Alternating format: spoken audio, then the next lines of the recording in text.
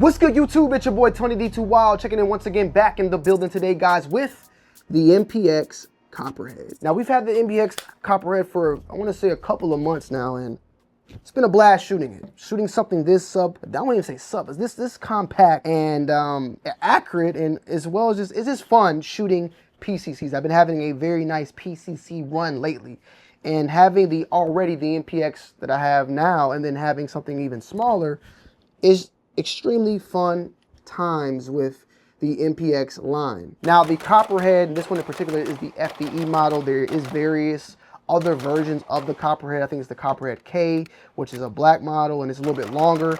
One that is threaded as well. I think there's like a Gen 2 and Gen 3. This one is back now, and it is back coming with the brace from SIG. And the brace setup is deployed, very nice. For the most part, is extremely sturdy as well, and we're running it with the Romeo 5, and this is, I believe, the Gen 2, which this itself I need to make a video on, because this is definitely like one of the best budget optics that you can get right now. Now, a little bit about the specs, right? 3.5-inch barrel. Yes, extremely small, short and compact. The barrel is made out of carbon steel with a 1/10 twist rate, gas piston operating system, polymer grip, single stage trigger, and it is curved. So, you know, the MPX that I have has the Timney trigger, which is straight. This one is curved. The forend is alloy, 19x13 on the back portion if you want to put some other type of brace system that is available. It is Cerakoted in an FDE, and the overall length of this is 11.8 inches. And of course, I think that would mean from here to here, because the brace does not count for the length of the firearm. The overall width is 2.4 inches, and the overall height is 8 inches. And the overall weight is 4.3 pounds. Now, with that said, man, we know right now in the game with the Flux, in particular, that is also being ran on the P320 platform, coming in an extremely small package. It kind of lays in the line like, is something like the Copperhead worth it when you can get, you know, a lot of high round capacity on that compared to something like the MPX, and you can also run it suppressed, but this you can't. Me personally, I came to the conclusion that this still serves a purpose, in my humble opinion, because one, this is a PCC all the way throughout, whereas the Flux, you can call it a PCC, and it probably is a PCC in some shape or form, but it's still utilizing such things like a moving slide and moving parts of that matter, whereas this is still all built in more of a believe it or not, AR-15 type of platform, with the charging handle, ambi on the safety, mag release, bolt release, all being there, where there is still some components that are relied on a pistol utilizing the Flux, and I don't like the safety on the Flux. That's my only biggest gripe. Magazine swapping, with getting the proper hand, you can get that down packed on the Flux. I still think that the Flux serves its purpose, and I still think that the MPX serves its purpose. I can't say one is better than the other right about now, but I will say that there is flaws on both ends and there's pros on both ends. One of the biggest flaws on the MPX Copperhead, for instance, is that this is not threaded. You know, I would love the option of it being threaded, just so if I wanted to run it suppressed, I can. But someone made a good point, and I've heard the point being made several times. Not everything needs to be suppressed, Tony. And you are actually, you know, you're right. I think I'm still in the excitement of getting suppressors in that suppressor stage. So I want to suppress everything. And I think there's a lot of people out there that would agree with me.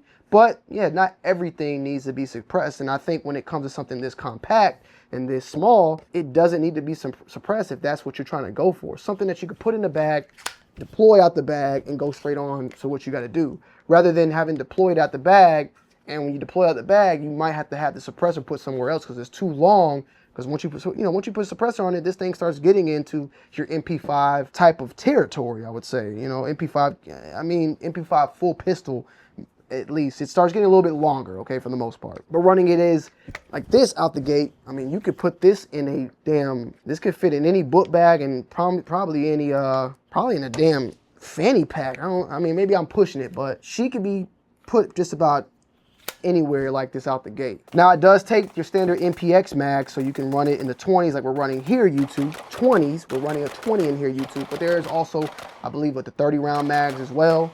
And I believe there's couplers out there, so you can run a coupler on here if you want to have that extra mag.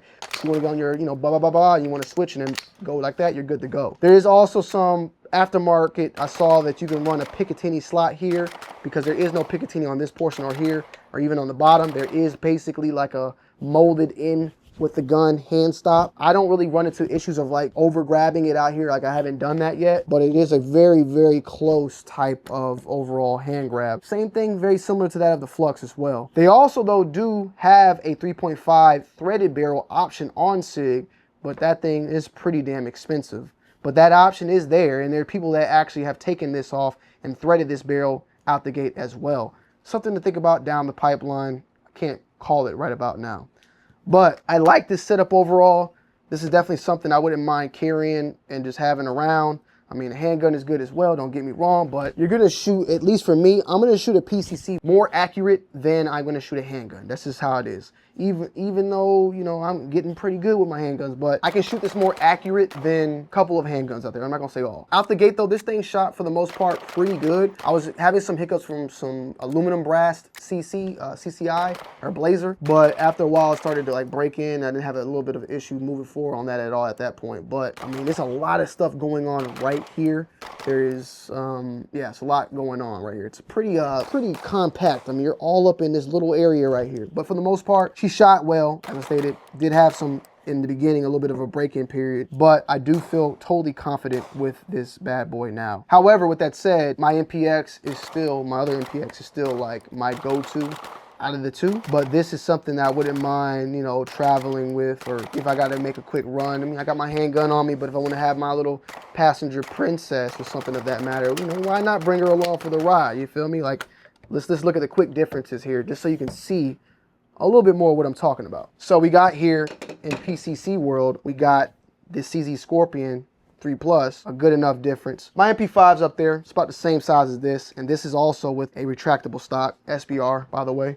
And then we have here, which is a little bit more closer, the Kuna. Now the Kuna is also something that, I didn't know they were that close, but the Kuna is also something that is very, very exciting. I did not notice how close, but then again, it's sitting on that brace, so I would have to put it up here, so that's about where they're at, right about there. Has a little bit of extra on it, but not too much, but this is definitely another, you know, passenger princess in the making. With that said though, I really, really liked this overall setup. I can't really say anything negative when it comes to the MPXs. They, for the most part, do what they need to do. Copperhead, just a smaller compact model. And I believe this was actually utilized for a specific contract for the Army. And I believe it was actually utilized for the most part. I could be wrong, but I remember hearing something about that.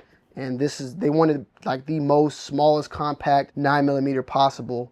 And this is something that was utilized. And of course, another competition for this is like the APC and the SD model that's extremely short as well. So a quick Google search shows me that yes, the SIG MPX was developed with military and law enforcement applications in mind and was awarded a contract for the US Army. And then a specific variant of the MPX known as the Copperhead K was designed for the US Army Small Caliber Weapon Contract, the SCW. This variant was tailored to meet specific weight, length, and attachment requirements of the contract. Now, we'll be definitely doing some more follow-ups on this one down the pipeline. I wanted to give out my initial thoughts and opinions. I wanted to give out a solid review on this bad boy, but I have much more for this down the pipeline, setting this up and building this up into something that's even better than what it is right now. Because right now it's kind of basic, you know, it's optic, that's it, but sometimes that's all you need. With that said, be expecting some more MPX Copperhead in the near future, and maybe with a little bit more quiet. I love y'all. I appreciate y'all as always. I'll see you on the next one. I'm out. Peace.